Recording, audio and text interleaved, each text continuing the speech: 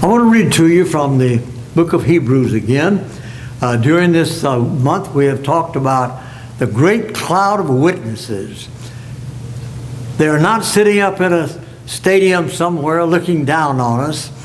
Instead, they are witnesses, not spectators, and they have passed the baton on to us, these people of the Old Testament, great people of faith, as he talks about in the 11th chapter. We talked about the faith of Abraham. We talked about the faith of Joseph. And tonight we'll talk about the faith of Moses. And all of these go together. And they've passed a baton on to us as in a relay race. And we're carrying on the same kind of race as they were carrying on. Let me read beginning with the 24th verse, please. By faith Moses, when he was grown up, refused to be known as the son of Pharaoh's daughter. He chose to be mistreated along with the people of God, rather than enjoy the pleasure of sin for a short time. He regarded disgrace for the sake of Christ as of greater value than the treasures of Egypt, because he was looking ahead to his reward. By faith he left Egypt, not fearing the king's anger. He persevered because he saw him who is invisible. By faith he kept the Passover and the sprinkling of the blood, so that the destroyer of the firstborn would not touch the firstborn of Israel. Well, that's just a little brief resume here of the life of this great man, Moses. Of all of the men in the history of the Jewish people, Moses probably occupies, he along with Abraham, but primarily Moses, seems to occupy the most prestigious place. Yes, the children of Israel talk about going back to the time of Abraham as their forefather and so forth.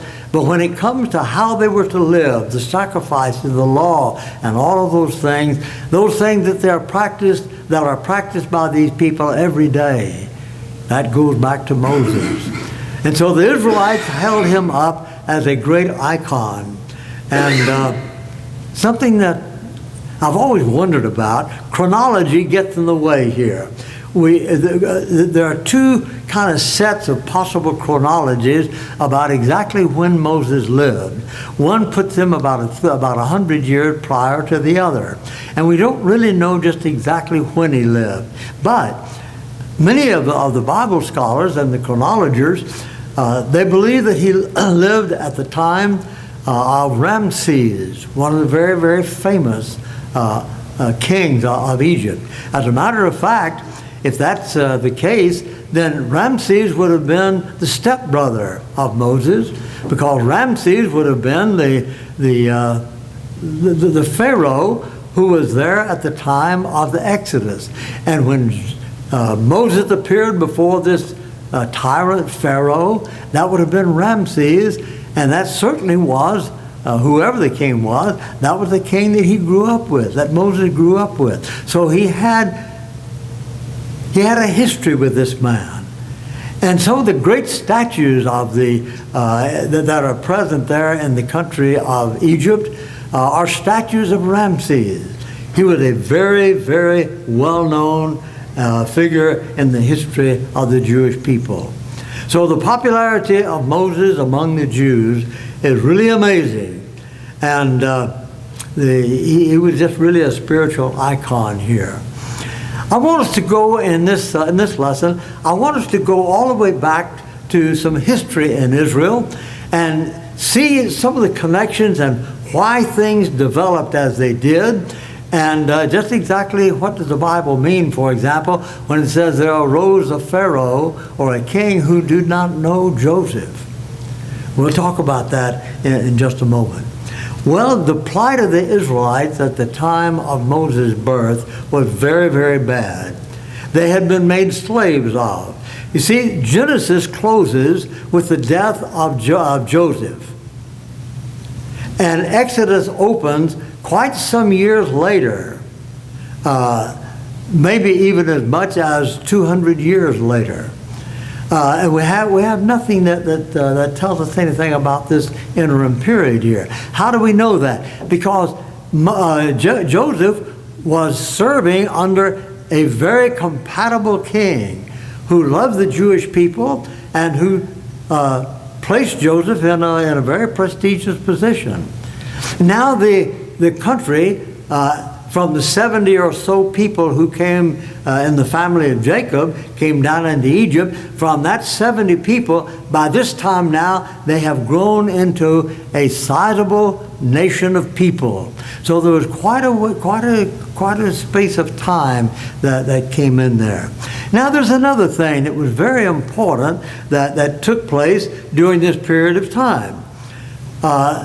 In about 1700 BC, there was a group of people, they were Semitic people, and they began infiltrating Egypt.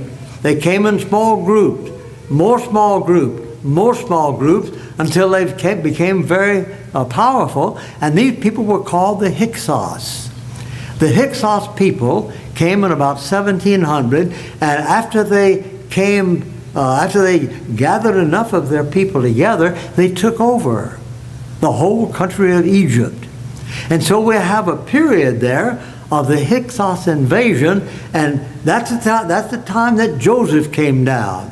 This took place about 1770 BC, and Joseph came down at about 1720.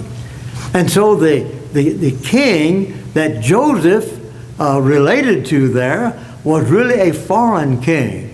But the Hyksos adopted all of the customs and the dress and so forth of the Egyptian people, and so they were referred to as Egyptians all through their history.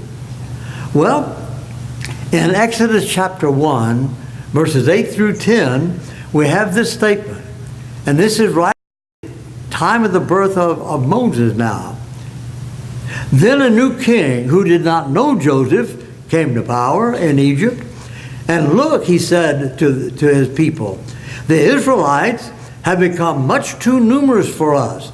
Come, we must deal shrewdly with them, or they will become even more numerous, and if a war breaks out, they will join our enemies and fight against us and leave the country. Now, in the minds of the Egyptians, the Hyksos invasion has to be a part of this. A king by the name of Amosi, or a man by the name of Amosi, is the one who expelled the Hyksos, and now here is this big group of people, the Israelites, and he said, we better deal with them, or we're going to have the same situation. A war will break out, and the Israelites will go against us, and the first thing you know, we will lose our country again. And that seems to be the historical setting of this whole thing. This became to be known as the New Kingdom of Egypt. Well, as the Israelites grew then, more and more of them became slaves, and more persecutions came up. How did they deal with this, the Egyptians? How did they deal with this? They decided that when the midwives helped the women as they gave birth, if it's a boy, you kill him. If it's a girl, you allow him to live. Well, the midwives didn't cooperate with this, Exodus tells us. Instead, they told their supervisors and ultimately the king, well, the Israelite women really don't use midwives very much. They're very independent, and they take care of the births and so forth themselves. And yet there was this persecution that was there. Well, when Moses was born, his mother and father, their name was Amram and Jochebed. They saw that he was a goodly child. I don't think I've ever met parents who did not think that their children were goodly children. I'm very sorry. We have some really nice little babies here in the congregation, but I'll have to tell you, none of them are as cute as my babies were. And you're saying the same. You're saying the same thing. Parents are that way. That's okay. But they saw that this baby was a goodly child. They hid him for 3 months. And then after that, they couldn't hide him any longer. And there is a tradition that one of the ways that the Israelites would, that the Egyptians would find the babies, they would go into a house. And even though the baby was hidden, they would carry a baby of their own. And when they went into the house, they would pinch the baby and make the baby cry.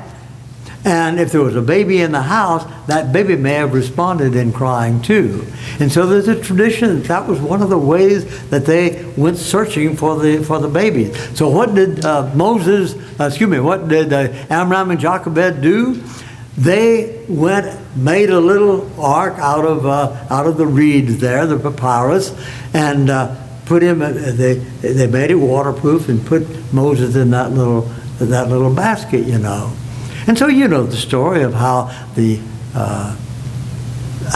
daughter of Pharaoh came at the time that she was bathing, and she found this baby, and she took the baby into her own care. Well, that's really when the book of Hebrews here in the 11th chapter. That's really when a lot of this took place. That the Hebrew letter records here. Moses, when he had grown up. Now, let's pause there for just a minute. Hebrews 11 said when Moses grew up, he left the courts of Egypt. What do people seek after today? Well, two of the things that people really like to have is recognition, prestige, and they want wealth. And these things come together. And not only is that true in our generation, that's been true in all of history. Well, the important thing here is that when Moses grew up, he refused to be called the son of Pharaoh's daughter. He decided instead that he would leave the prestige, the popularity, the wealth, the power that he would have had if he had stayed in the courts of Egypt. He decided to leave that. Why did he do that? Well, Hebrews 11 tells us, because he counted suffering affliction with the people of God to be more important than to enjoy all of the pleasures that Egypt had to offer. I've wondered many times, what if Moses had not made that decision? Moses would probably have grown up to be a very famous man in Egypt. If you saw the movie, the Ten Commandments, you see a little bit about this. And then there was a cartoon, an animated, I shouldn't say a cartoon, there was an animated film called The Prince of Egypt. And it was the story of Moses and how he grew up with Ramses. And so there were a number of historical things that come into this that really make this decision of Moses a very, very important decision. Now, Moses made the right choice. In the eyes of many, many people, they would say Moses did not make the right choice. Moses made the wrong choice. Moses could have been independently wealthy. He could have had power. He could have had fame. He could have had prestige and all of that. And that's what people are looking for. But Hebrews 11 says that by faith, he made this decision. Faith leads us to some very difficult choices sometimes. Choices to serve, choices to be devoted, choices to be regular in our service to God, choices to be instrumental in our service to God. Choices that look beyond the people that we serve, and we see, as Jesus said in Matthew 25, when he, with the sheep and the goats, that story that Jesus told. When he said, I was sick and in prison and hungry and thirsty and you ministered to me and so forth, they said, when did we find you like that? And what was Jesus' statement? Inasmuch as you did it unto one of the least of these, you did it to me. And so this was the attitude that Moses had. Moses was not interested in the people, the prestige, and the power. Instead, he chose rather to suffer affliction with the people of God than to enjoy all of those things for a short time. Faith causes us to make some tough decisions. Now, faith is not something that we say, well, now that I'm a Christian, I can just kind of coast along. No, faith doesn't say that. Faith says there are tough decisions that you have to make in life. You have to decide between what is comfortable to you and what is right. You have to decide what is best in the sight of God and what the world is enticing you toward. And so Moses made the right choices in his life. Now, faith causes us sometimes to make choices that cost us. Now, I'm not talking about money. I'm talking about choices that cost us our time. Choices that cost us the friendships of certain people. I was talking to someone just a little bit ago who was speaking to me about a friend of his. He said, Jack, he's made the wrong choices about the people that he associates with. And this individual was concerned about that, because here was a person who, because of the weakness of his faith, he decided to associate himself with people that weakened his faith even more. Moses made the decision that he would go with the people of God. Well, that says something else about us. Priorities. Sometimes I think about the priorities in my own life, and I'm very disappointed sometimes in that, because I get my priorities mixed up. Don't smile too big, because you do too. Everybody, all of us get our priorities mixed up sometimes. But somewhere in my life, just as in the life of Moses, somewhere in the life of each one of us, there's a central thing. And that central thing colors all of the decisions that we make. Now, I like to say, oh, that central thing is God. That central point is God. He is the center of my life. Have you ever seen a circle? Oh, yeah, we've seen circles everywhere. Have you ever seen a circle that had two separate centers? No. A circle has one center. The definition of a circle is that it is a continuous curved line. I remember this from high school geometry. It is a continuous curved line which is equidistant from every point called the center. And so you can only have one central place, one center in the circle. Well, my life is like that. It should be like that. And yet I have this obligation and this obligation and this one over here and that one over there. I've got all these obligations.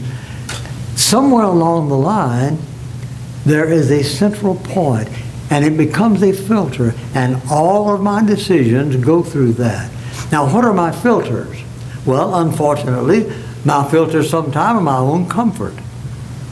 My filters many times are what I enjoy. And the first thing you know, I get my priorities all mixed up.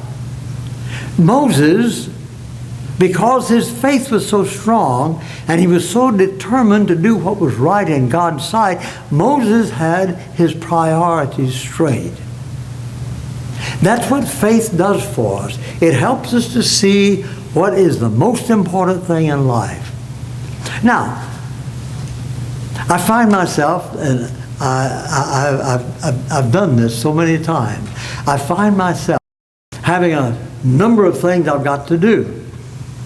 Well, I can just go off here and do this, I go over here and do that and so forth. And the first thing you know, I found out I took care of all the stuff I liked to do. I took care of all the stuff I wanted to do, but I didn't take care of the stuff that I had to do that was really needed.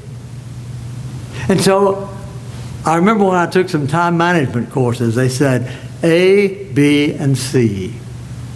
A is the things that have to be done. Always do them first.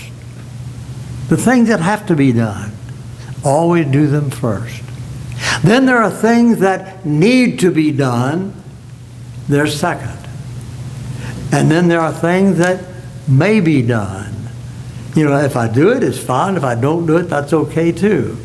And then when we lay out our lives like this, our priorities are in line.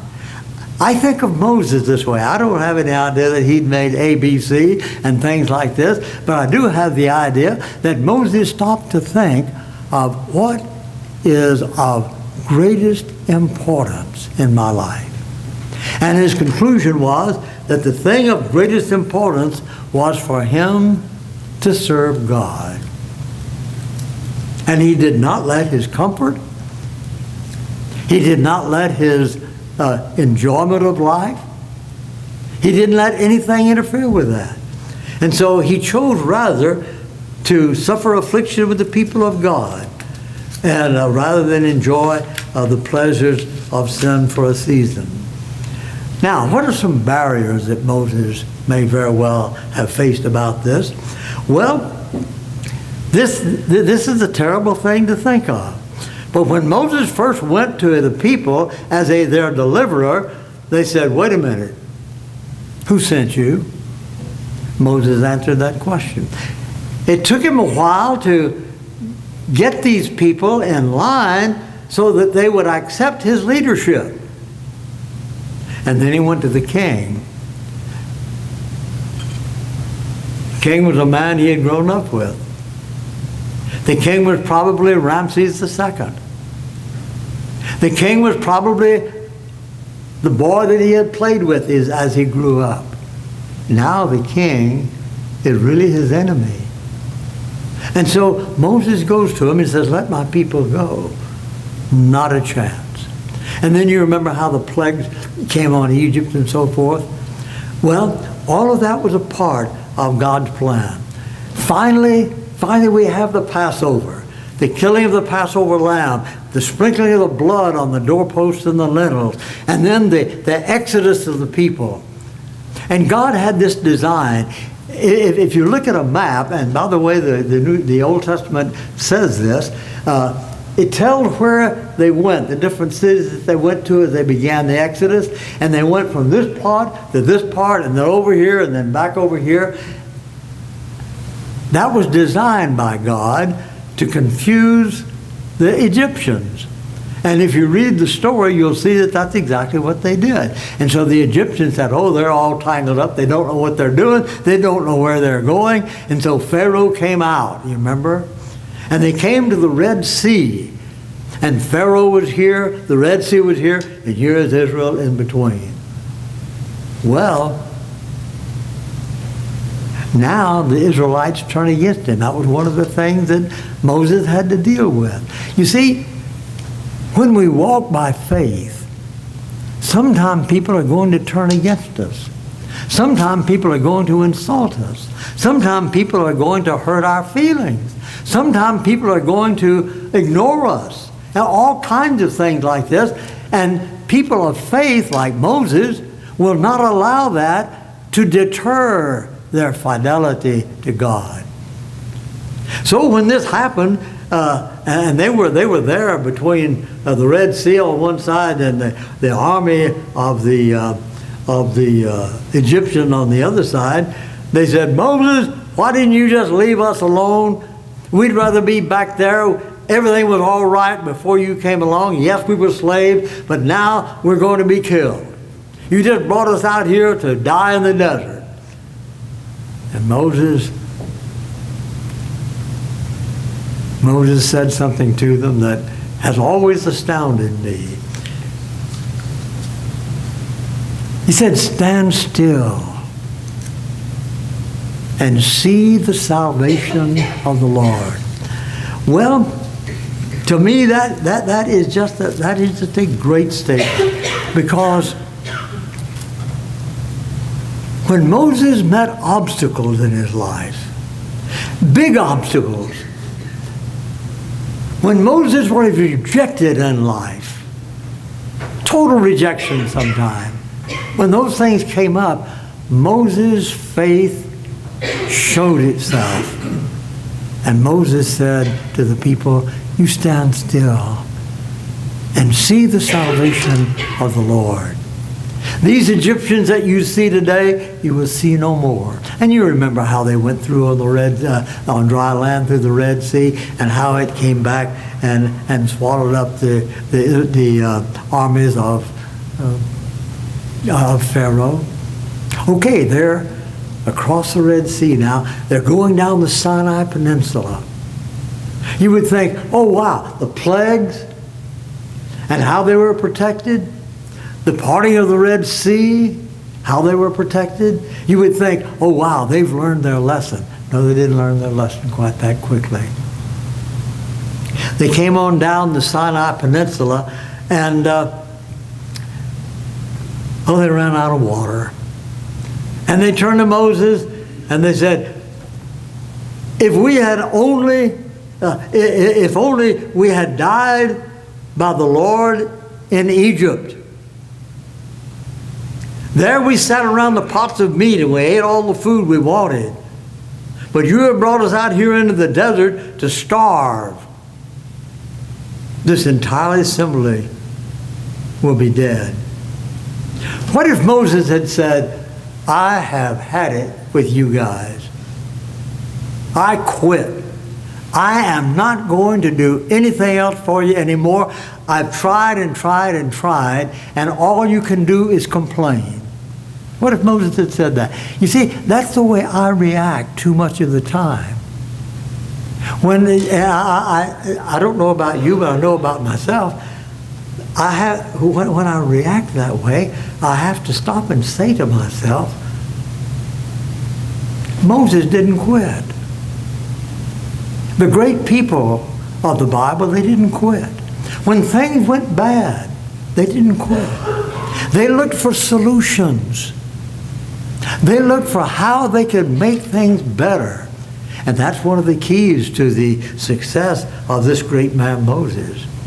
And somebody said, well, you know, if I saw God operate like that, spread the waters of the Red Sea and bring water out of a rock and give us manna and all that, if God did some of those things for me, I'd believe, I'd be faithful. You remember the story of the rich man and Lazarus? The rich man was in torment. And he spoke to Abraham and he says, Father Abraham, send Lazarus back to my brothers. I don't want them to come here into this torment. And Abraham said, they have Moses and the prophets. Let them read those. Oh, no, that won't work. But if somebody rose from the dead and went to them, they would believe. And then Abraham said, if they won't believe Moses, then I'm going to believe if someone rises from the dead. You see, we're looking for spectacular presentation. And God says, I'm not going to give you a spectacular thing. That's not what your faith is based on. Your faith is based instead on believing and operating your life in accord with what I say to you. I want to bring another person into this, because I think that well, two other people. I think that these two people are very parallel in some ways with Moses himself. One of these people is certainly one of my favorite people in the whole Bible, and that's Elijah. Elijah, you remember the contest on Mount Carmel, and how it was that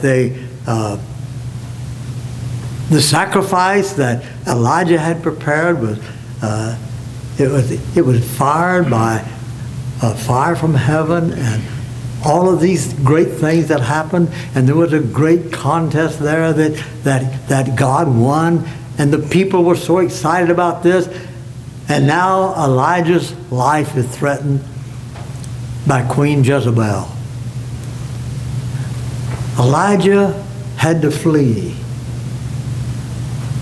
And when he fled, he said, Lord, let me die. I'm of no use anymore. I thought I had it going, Lord. I thought things were going to be different, but they've turned back against me. God told Elijah, says, Elijah, get back where you belong. I've got a job for you. And that's what Elijah did. And one of the great things about Elijah was that when God spoke, Elijah acted. And the other person that I want to mention is Esther. The story of Esther is, we don't read that very much. Let me review that story just a little bit. Esther had been one of the captives in the Babylonian captivity, and then after the Persians came in and took over, how this happened, we do not know, but in some way, it happened that Esther became the queen, one of the wives of the King Xerxes. And then a plot was laid to destroy the Israelites, the Jews, because there was a lot of friction there. Mordecai, who was kin to Esther, an uncle, he sent a message to Esther about what was going to happen. Esther, you're in a position